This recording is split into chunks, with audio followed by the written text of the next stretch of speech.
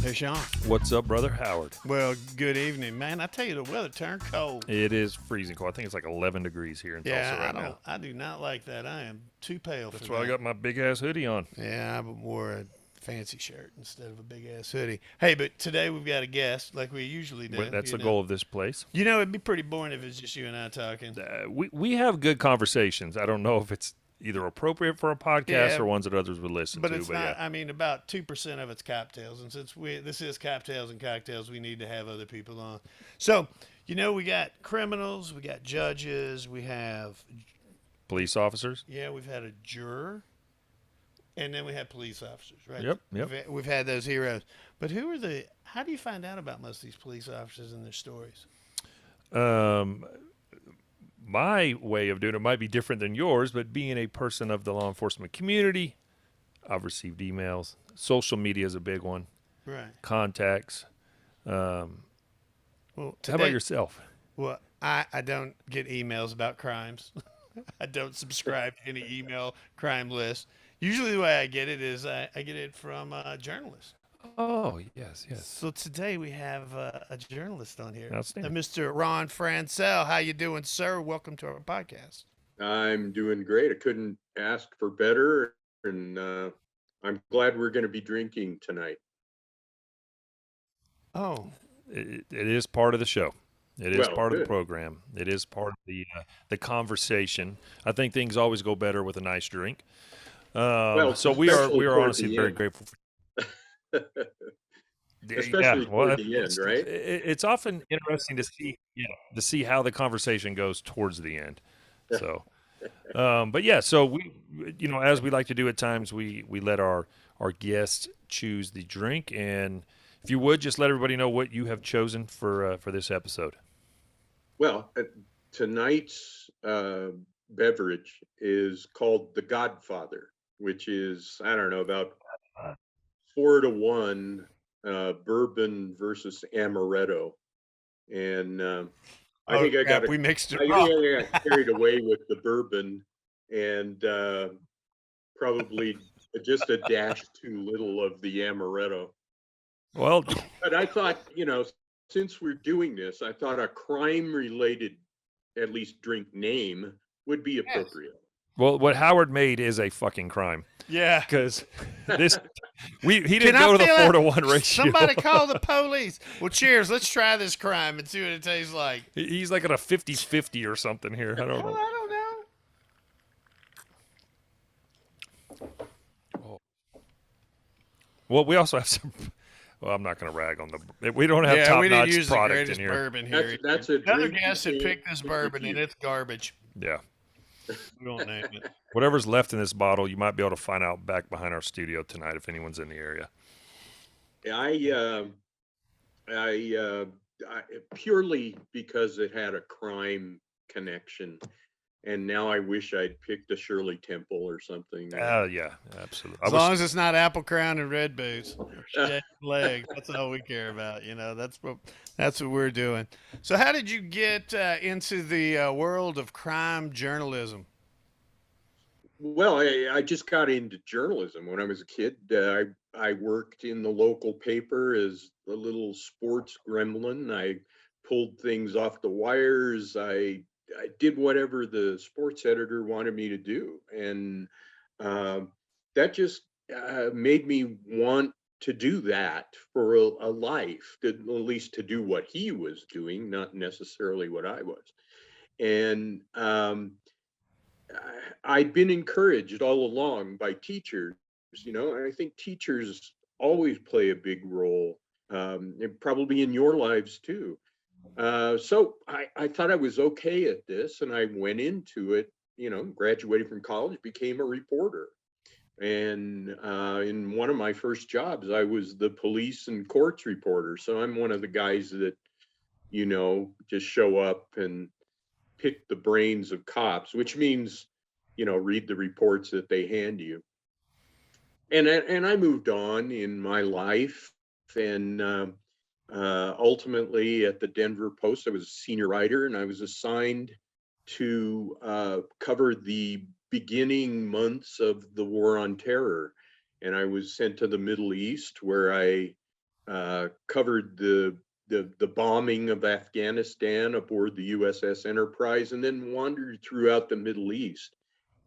It was I was over there about 6 months, and when I was coming home, I saw a sort of uh, your mind kind of connects things, and in my mind, the what happened on 9/11 was analogous to an event that happened in my life where growing up in a small town in Wyoming, literally the girls next door were abducted um, by a couple of guys. They were terrorized through the night. There was a rape. And then they were both thrown off a very high bridge into a very deep canyon. The younger girl, 11 years old, died. The older girl, 18, um, miraculously survived and dragged her broken body out of that river up the side of the canyon. Literally, her legs didn't work. She did this all by scooting up with her back to the wall until she emerged 12 stories high and was found by some fishermen the next morning. And she was my friend. Both of these girls were my friend, and I was just a kid. And I wanted to write that story. I didn't approach it as a true crime. I didn't see it that. I saw it as a kind of um, a case of the place changing overnight. To me, that was what happened on 9/11, but it had already happened to me in 1973, where the place we lived in on September 23rd, 1973, was not the place we went to bed in the next night. And it changed forever. And to this day, more than 30 years later, more than 40 years later, it remains an open wound in this town. The book that came out of that became a huge bestseller, and it's called The Darkest Night. And suddenly I wasn't allowed to do anything else. It's like being typecast in the movies, right? If you're a comedian, you only do comedies. In my case, I had written this big book that made somebody a lot of money, and those somebodies wouldn't let me do anything else. So here I am. That was my third book. Here I am releasing number 18 next month. And they have been primarily crime since then. Well, do you talk about like how one day you go to bed in your safe neighborhood, the next day your neighborhood's not safe anymore? I think one of the things that we found through this podcast is that this stuff happens next door to somebody all the time. It doesn't matter where you are.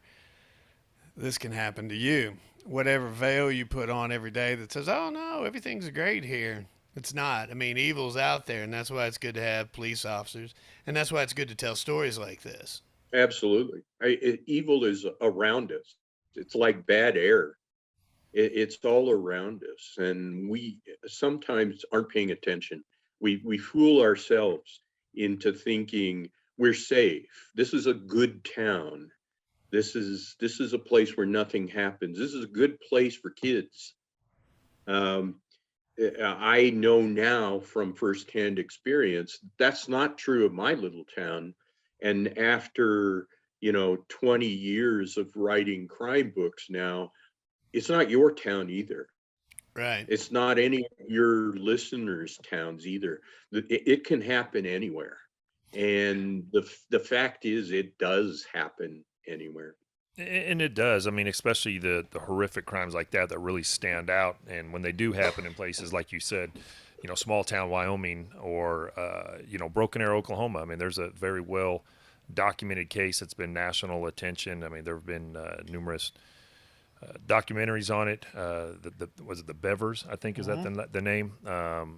Broken Arrow, Oklahoma was one of the safest cities in America. It was one of those that has like one homicide every 2 years, and population's 100,000+, and it turned out to be like a quadruple homicide or something like that in the house, and just exactly one of those deals. Nobody in that neighborhood, just thinks something like that could happen.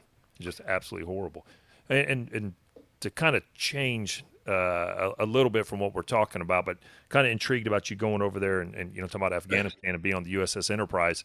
So that is a an aircraft carrier, and How do you know that?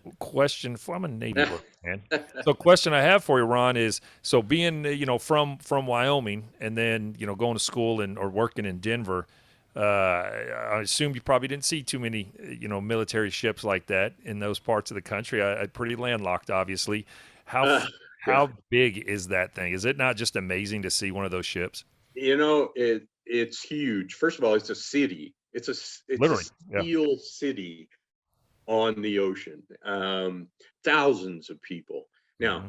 uh, it, it, it my experience there was like yours. I'm in awe of the size of it, but they put my bunk right below the flight deck. So the the the the jets that are bombing Afghanistan are 24/7, right? They're coming and going every hour of the day, and so you didn't get much sleep for a while.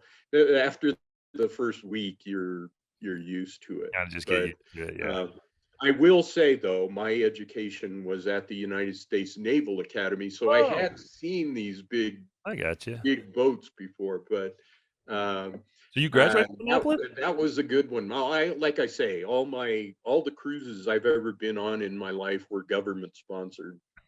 No, good for you. So you're a graduate of there in Annapolis, the Naval Academy? I'm not. I went there uh, until the point where I had to make a choice, Yeah. and I made the choice that what I wanted to do was be a Marine helicopter pilot, because I went in right at the end of Vietnam, and here was this 18-year-old kid, and um, the heroes were the helicopter pilots, the guys who flew in there and got the wounded guys out. They were the heroes. That's what I wanted to be. I wanted to be a knight, right? I wanted to be a knight, and so this was the best school I could have possibly chosen. Um, then I started to realize that the job market for knights was pretty small, in the mid We have an 1970s. So opening I'd downtown. say there's a lot of firemen that are knights.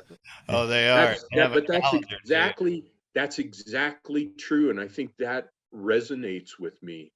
That I know how I felt about that, and I know how I feel about the role of the journalist in making sure the right things happen. That I should say, the role of the old school journalist back when I was doing it Mhm. was a very different thing than it is now.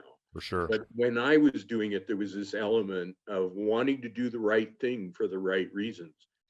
I think that in my books, my crime books, um, often it's the first responder, it's the cops really, who are those knights, and I try to celebrate that. I am not a fan of serial killers. They don't turn me on like they do so many people.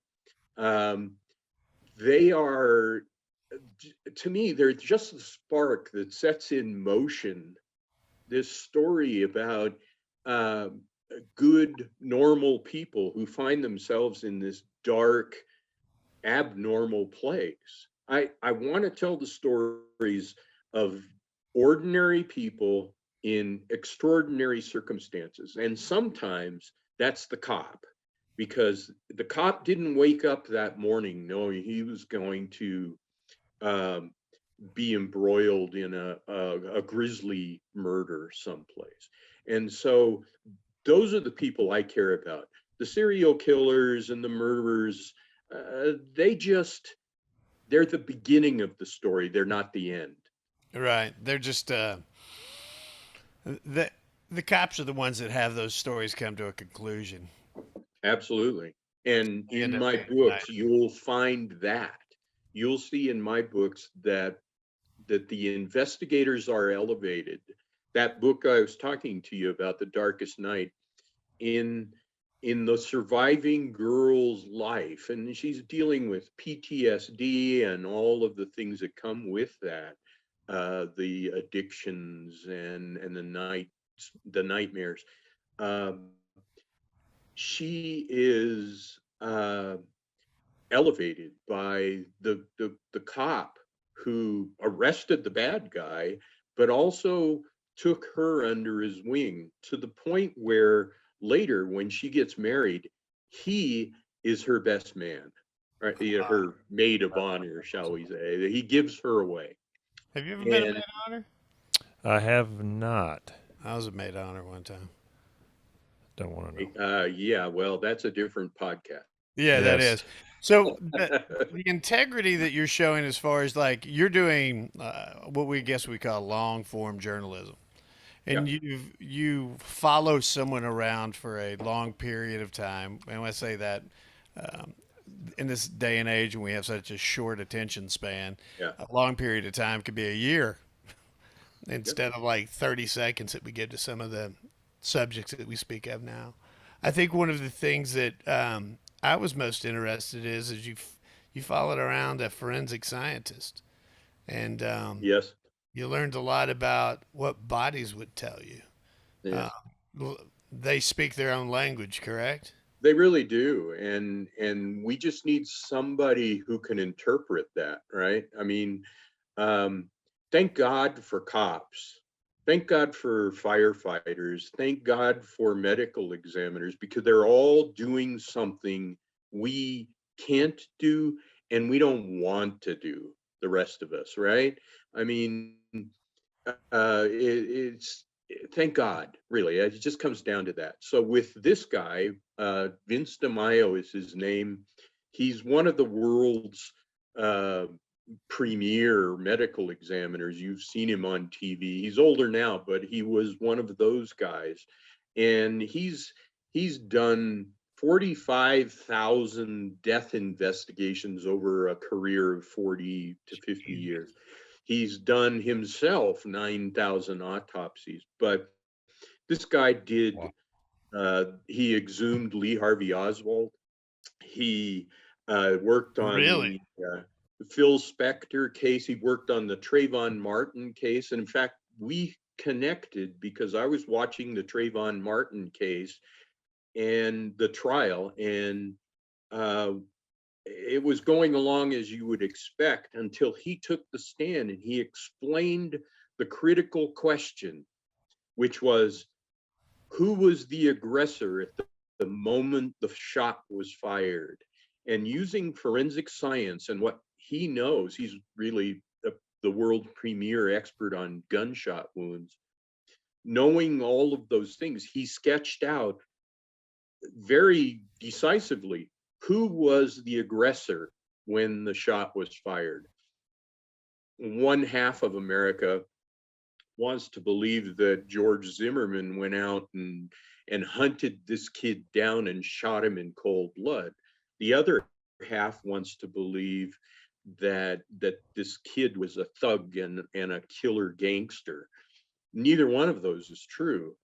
But by using the science, the thing that should remove all of the guesswork and all of the politics and all of the bias, he showed that George Zimmerman was actually on the ground and being attacked by Trayvon Martin at that moment.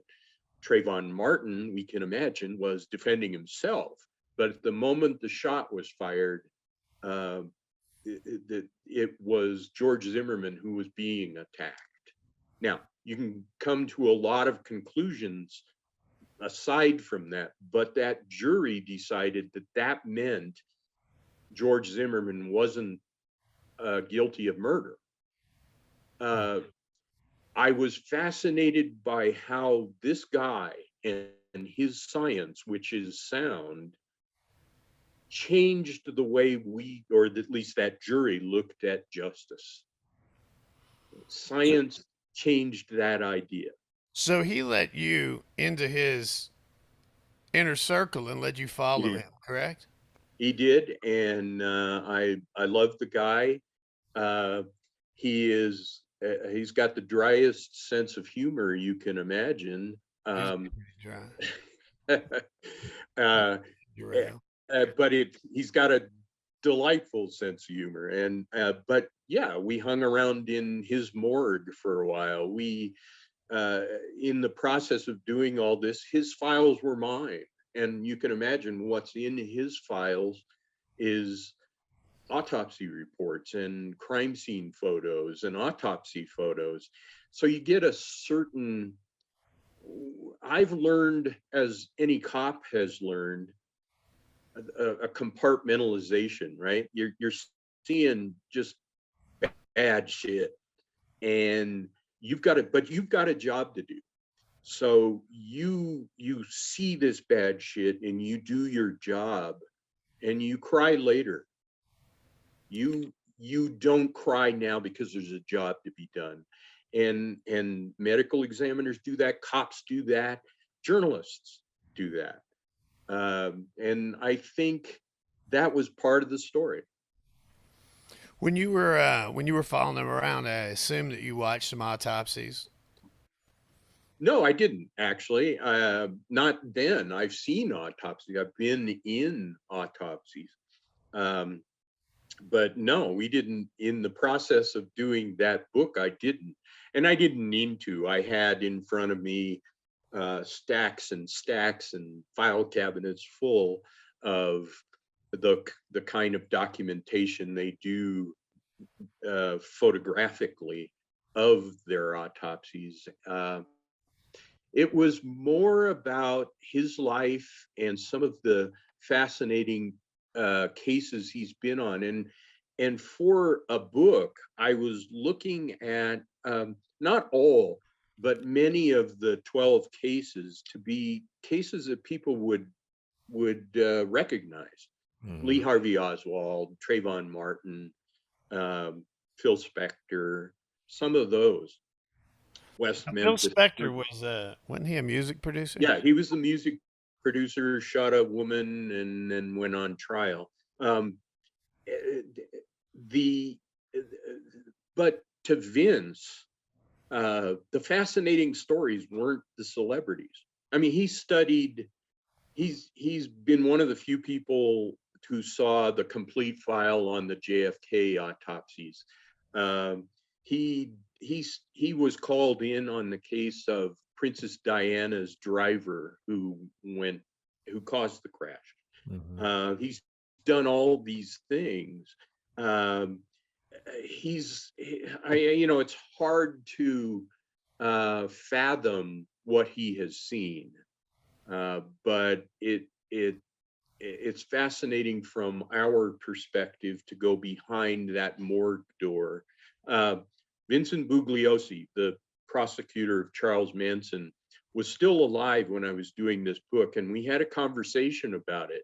And he said something like, if I were picking somebody to go behind the morgue doors to tell me what's back there, it would be you, because I know you're looking at this work not from the perspective of a guy with a sharp scalpel and trying to excite people about um, dead celebrities, but that you're going to tell me a story and you're going to tell me something important.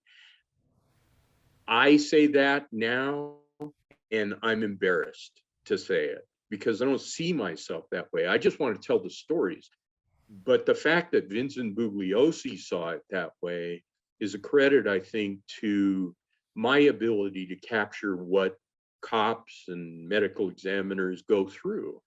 And I can't emphasize that enough. If I go back and I look at those books over the years, they're about ultimately they're about the cops. They're about the people who are putting themselves, and they're about the families who deal with this. One of my books was called Delivered from Evil, which is 10 chapters the experiences of 10 ordinary people who were in the line of fire of mass murderers and serial killers and that sort of thing, and who survived, and how they put their lives back together. So Yeah. these are the heroes of my story.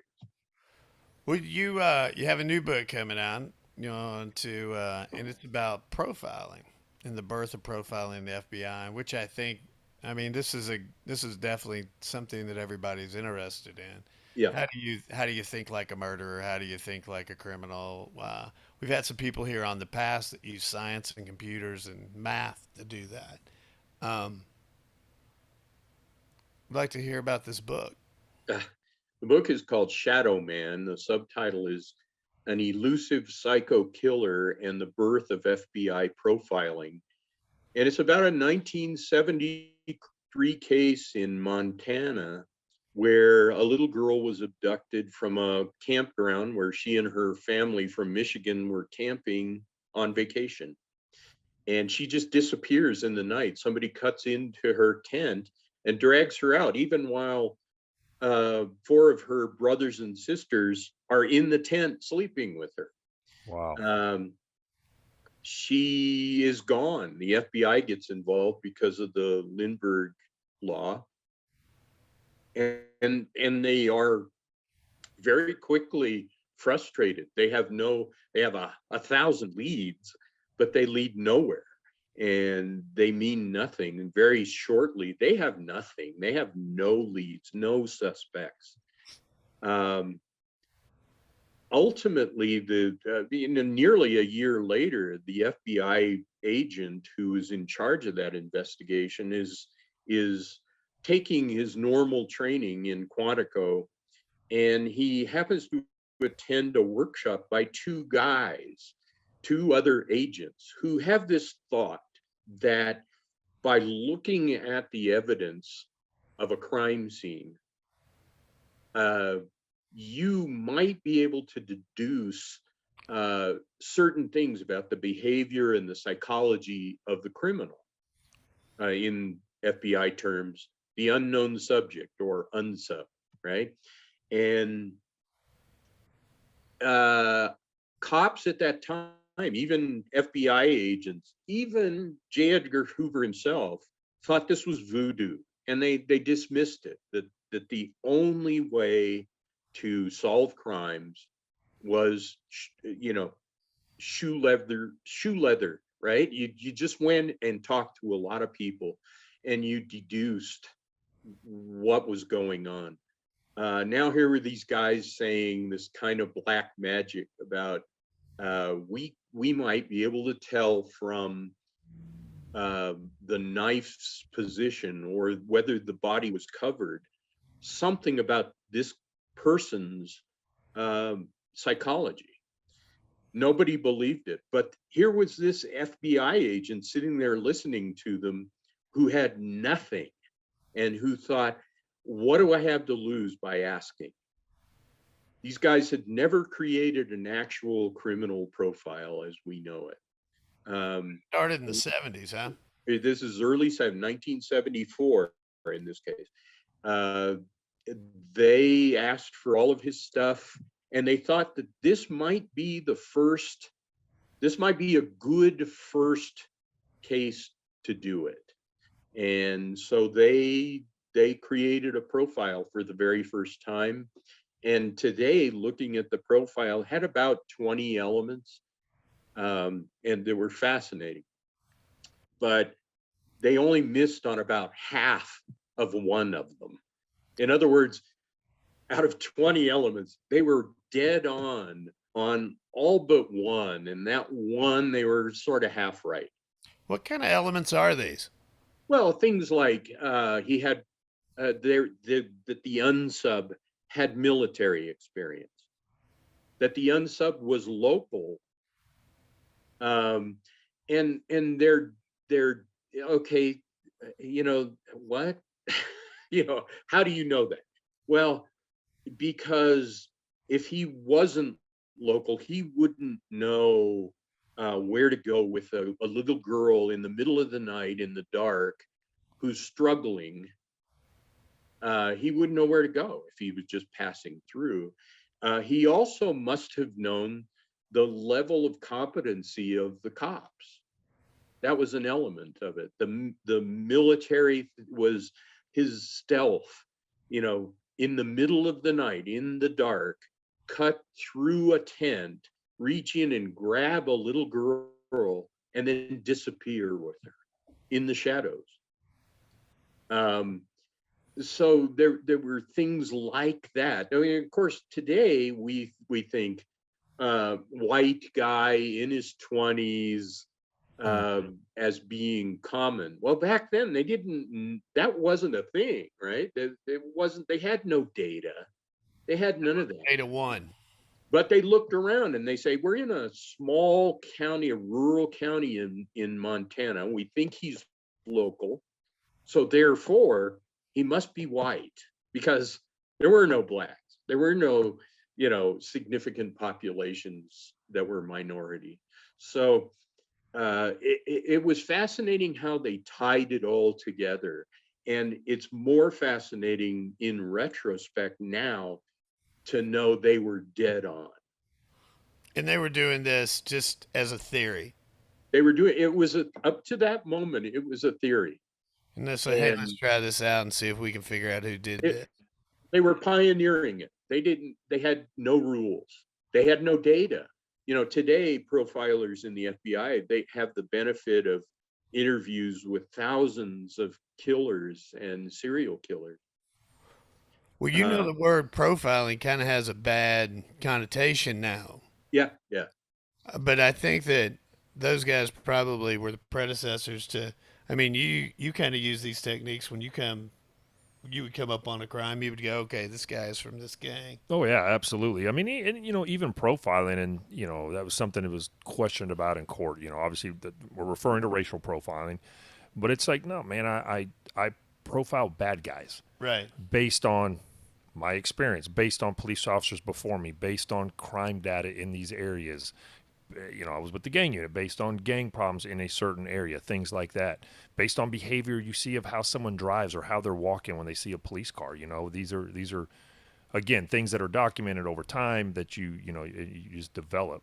So yeah, that's the type of profiling that law enforcement officers do. You could also call it a hunch or experience, absolutely, or any of those things, as well. Yep. Well, and going back to the medical examiner book, he said something like, you have DNA now, you have technology that's beyond where, when he started, you had fingerprints and you had this sort of primitive blood typing. That was it. But he says now, after having used DNA and you name the forensic sciences that are out there, he still says that if you have a good medical examiner, he'll come in and he'll use his mind, and his two eyes and his brain are the best tools he can use. This is true of the cops, and it is certainly true in this story about the profiling. These were two guys who had brains, and they were just logicking this out, right? They were like the race.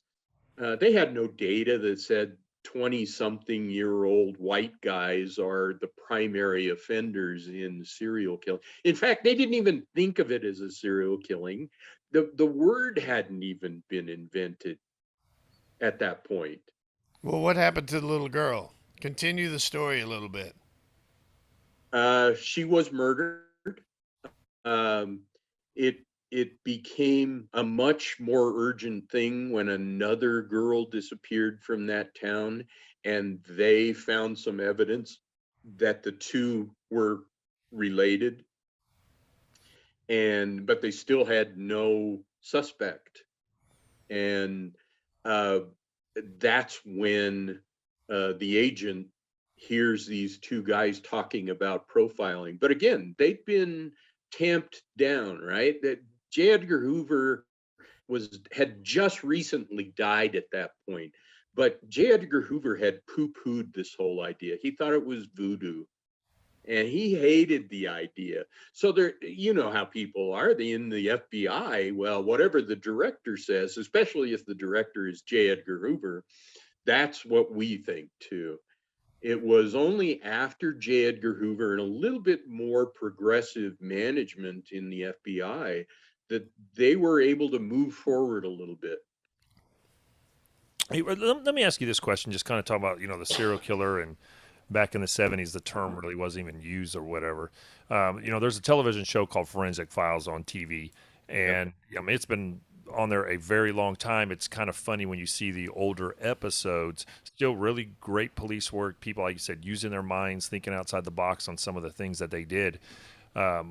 Compared to the newer episodes, when you see new technology and all the different things that go on. But my daughter and I were having a conversation just talking about serial killers, and she brought up the Night Stalker Richard Ramirez, and she said she was fascinated by that story and some things like that. And she was just like, we don't have serial killers these days. And I corrected her. I mean, I know there's one, obviously recently that's been talked about in the media just on the East Coast, the shopping cart killer. That guy that was putting these women in shopping carts and leaving them. But it does seem like obviously the fascination of the stories, are 60s, 70s, and things like that. And do you think that now, because of anything from medical examiners to just better science, the forensics, detectives themselves that have learned better communication between law enforcement departments, sharing of information, that people are just getting caught faster? I mean, everything from surveillance cameras now that catch things that, in the 70s or 80s we didn't necessarily have. So people that would be these long-term serial killers, or more of them, they do exist, but they're just getting caught now after 1 or 2 murders as opposed to 15. I don't have the facts on that. If I were guessing, I would say no, I don't think so.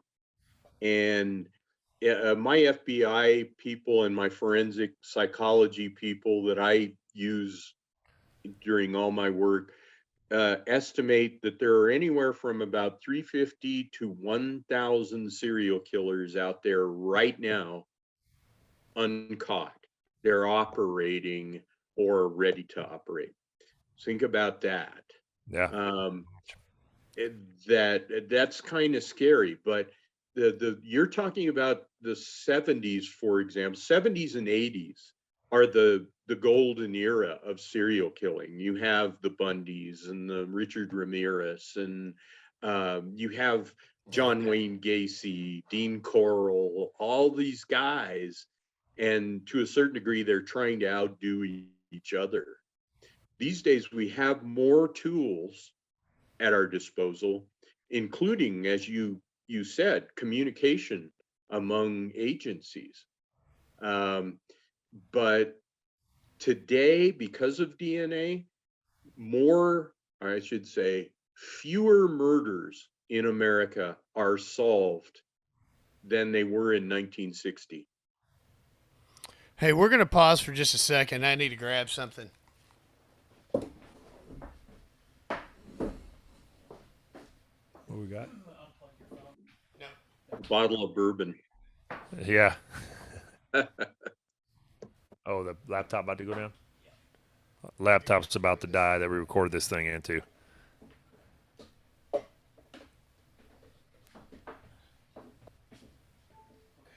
We good?